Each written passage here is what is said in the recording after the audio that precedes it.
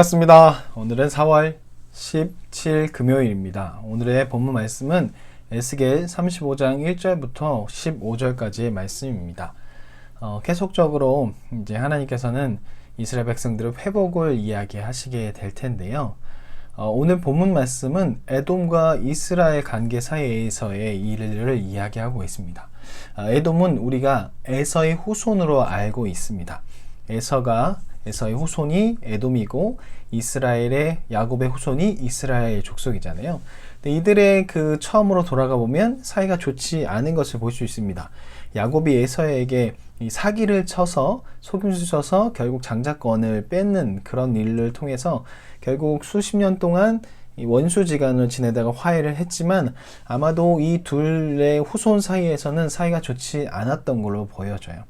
그래서 야곱의 후손이었던 이스라엘과 에서의 후손이었던 에돔 족속 간의 사이에 그렇게 좋은 사이는 아니었던 걸로 보여져요. 그러다가 이 오늘 본문 말씀에 나오는 이야기가 왜 나왔냐면 이스라엘 백성들이 남유다 백성들이 586년 7년에 결국 바벨론으로 멸망당하게 되잖아요.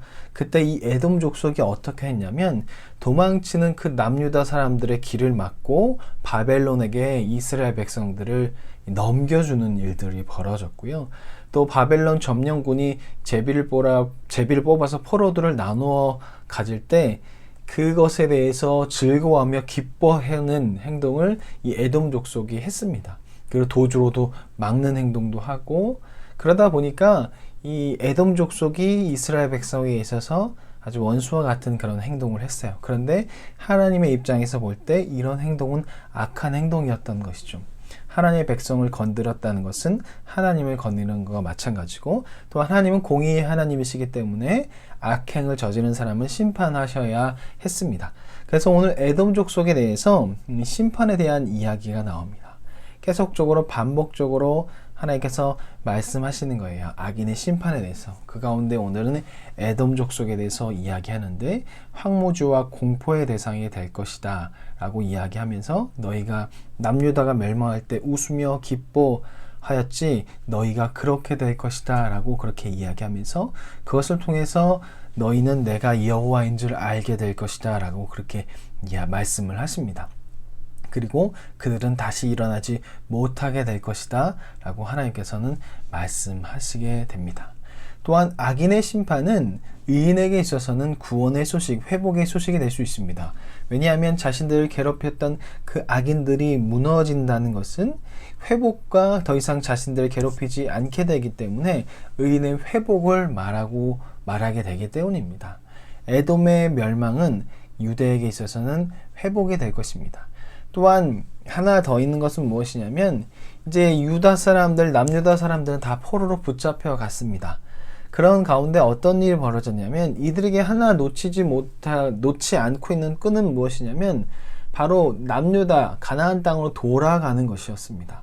그런데 문제는 무엇이냐면 이들이 유배 바벨론 땅의 남유다 이스라엘 사람들이 바벨론 땅에 포로로 붙잡혀가고 있는 그 사이에 이 에돔 족속이 이때다 싶어서 그 원래 남유다 땅을 침범해서 그 땅을 하나씩 조금씩 뺏어가고 있는 상황인 거예요. 그러니 남유다 입장에서는 유배로 잡혀간 남유다 포로 입장에서는 이 미칠 노릇인 것이죠. 만약 이것마저 사라져 버리면 자신들이 돌아갈 땅이 없다고 생각하기 때문에 좌절할 수 있고 지금 좌절하고 있는 상황 가운데 있습니다. 그래서 하나님께서는 그들에게 좌절하지 마라. 내가 그 에돔 족속을 다 없애버릴 것이다. 그 에돔 족속의 잘못을 내가 다 보았기 때문에 너에게 행한 그 잘못을 내가 보았기 때문에 나 공의 하나님이 그 에돔 족속을 심판할 것이다. 그래서 너희가 돌아갈 땅을 마련해 놓을 것이다. 그러니 걱정하지 말아라 라고 그렇게 이야기를 하십니다. 그리고 오늘 본문 말씀 다음에 내일 나눌 말씀에는 무엇이 나오냐면 이스라엘 회복을 말씀하고 계세요. 그래서 이 두 개를 붙여놓은 것은 악인은 심판받고 하나님께서 말씀하신 하나님의 백성은 회복될 것이다. 의인은 회복될 것이다 라는 것을 말씀하기 위해서 앞뒤로 악인의 심판과 이스라엘 회복을 말씀하고 계신 것입니다. 우리 주변을 살다 보면 악인들이 참 많은 것 같습니다. 또한 내 모습 안에도 악한 모습이 참 많은 것 같은데요. 결국 그 악인은 언젠가는 심판을 받게 되어 있습니다. 우리의 악함도 언젠가는 심판을 받게 되어 있습니다. 우리의 삶 가운데 악함을 드러내고 있다면 그것을 하나님 앞에 내려놓고 나아가야 할 것입니다.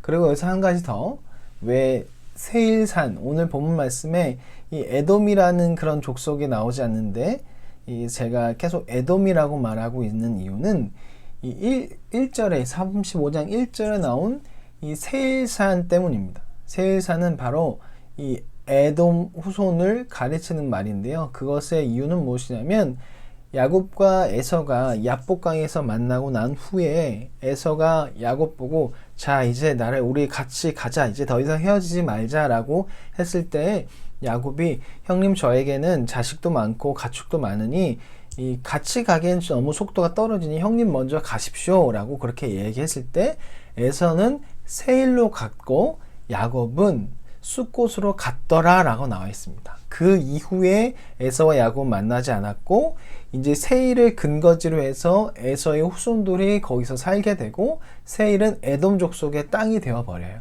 그래서 세일산 하면 에돔 족속을 가리키는 것이죠. 그렇기 때문에 오늘 본문 말씀은 세일산이 계속 나오지만 이 세일산은 에돔이라는 것, 에서의 후손 에돔이라는 것을 말씀드립니다. 오늘 하루도 하나님 말씀 안에서 사시고 말씀대로 산다는 것, 또한 말씀을 읽고 지킨다는 것이 참 쉬운 일은 아닌데 그래도 우리가 하나님을 사랑함으로써 다른 것보다 말씀을, 하나님을 더 사랑하는 그런 그리스도인다운 삶을 사는 하루가 되었으면 좋겠습니다. 자, 그러면 오늘도 화이팅입니다. 안녕히 계세요.